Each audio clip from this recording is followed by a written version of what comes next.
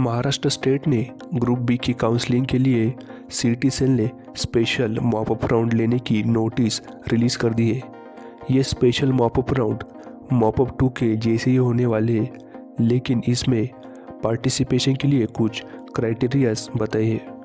बहुत सारे कैंडिडेट्स को इंस्ट्रक्शन के पॉइंट्स में कन्फ्यूजन आ रहा है और न्यू चॉइस फिलिंग के रिलेटेड भी कई डाउट्स थे।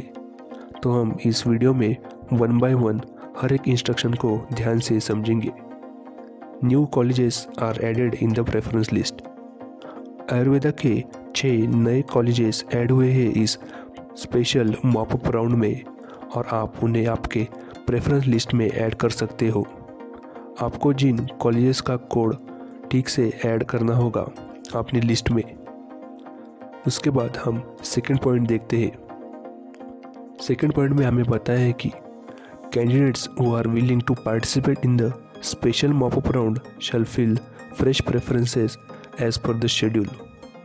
तो जिन कैंडिडेट्स को इस स्पेशल मॉपअप राउंड में पार्ट लेना है तो वो चॉइस फिलिंग कर सकते हैं।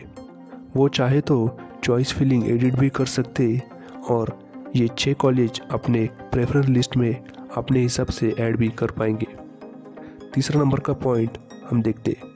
Candidates who have not reported or cancelled the allotted college of the mop-up round should fill in choice during this round.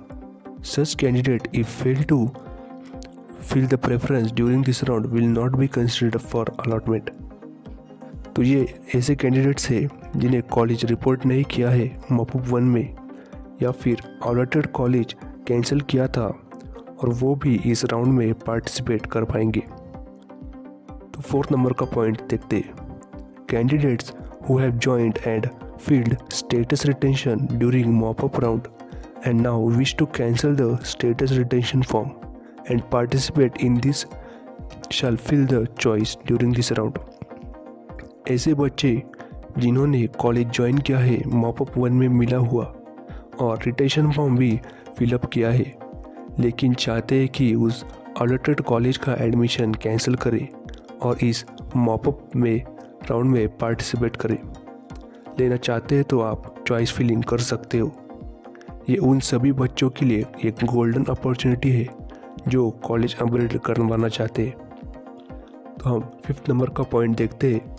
Candidates who have filled the status retention form during mop up round should note if they do not fill preference during this round their status retention will not be considered.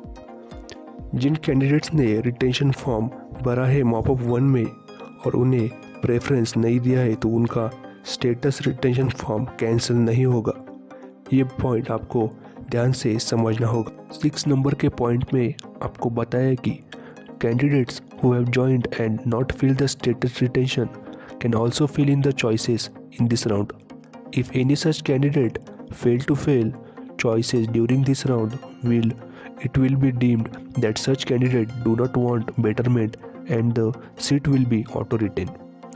इसका मतलब है कि candidates जिन्होंने college में admission लिया है लेकिन retention form fill up नहीं किया तो वो सब इस राउंड में पार्ट ले सकते, और अगर आपने चॉइस फिल नहीं की है इस राउंड में तो ऐसा समझा जाएगा कि आप कॉलेज अपग्रेडेशन नहीं चाहते और अब फिर आपको सीट ऑटो रिटेन कर दी जाएगी। उसके बाद 7 नंबर का पॉइंट को समझते। Candidates who are not allotted any college up to the mop up round can also fill the choices in this round. If any such candidate fail to fill new choices, the choices filled during the mop up round will be consider for the allotment. ऐसे candidates जिन्हें mop up 1 के बाद भी कोई college allot नहीं हुआ है तो वो अभी न्यू चॉइस फिलिंग करके इस स्पेशल मॉपअप राउंड में पार्ट ले सकते, और अगर आपने न्यू चॉइसेस फिलिंग करनी है तो मॉपअप 1 की चॉइस फिलिंग ही आपके आगे कंटिन्यू हो जाएगी। उसके बाद हम 8 नंबर का पॉइंट क्या है ये देखते हैं। इसमें आपको बताया है कि candidates who have joined the status in AIQ state and those whose name appear in the list of not eligible candidates for state counseling published by the AACCC will not be eligible for this round. and any subsequent round।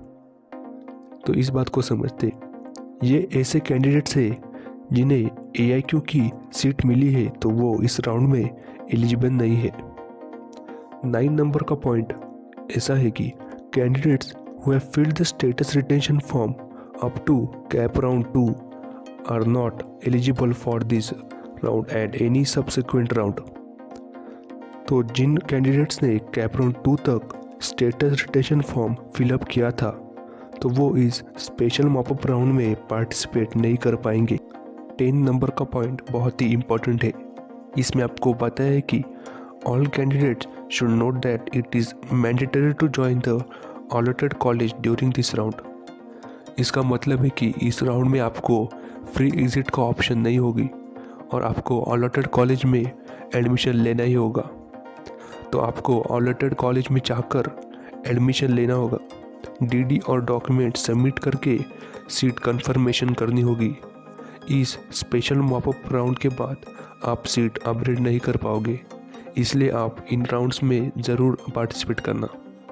उसके बाद 11 number का point है, उसमें आपको बताया है कि candidate selected during this round will not be eligible for any subsequent rounds and there will be no any further betterment in subsequent round. इसका मतलब है कि जिन कैंडिडेट्स का इस स्पेशल मॉपअप राउंड के थ्रू एडमिशन होता है तो वो नेक्स्ट राउंड्स में पार्टिसिपेट नहीं कर पाएंगे और ना ही उसकी अपग्रेडेशन होने वाली है। तो मुझे उम्मीद है कि आपको सभी इंस्ट्रक्शन समझ आई होंगी। आपके लिए अब फिर से चॉइस फिलिंग की विंडो ओपन होने वाली है। 22 जनवरी से लेकर 25 जनवरी तक आपको टाइम दिया गया है फ्रेश चॉइस फिलिंग करने का और उसके बाद 27 जनवरी को सिलेक्शन लिस्ट रिलीज़ कर दी जाएगी। मुझे उम्मीद है कि आपने फ्रेश चॉइस फिलिंग अच्छे से करनी होगी। आप फिर से ठीक से चॉइस फिलिंग करना और अगर आपको कोई भी और डाउट हो तो कमेंट सेक्शन में मुझे ज़रूर बताना।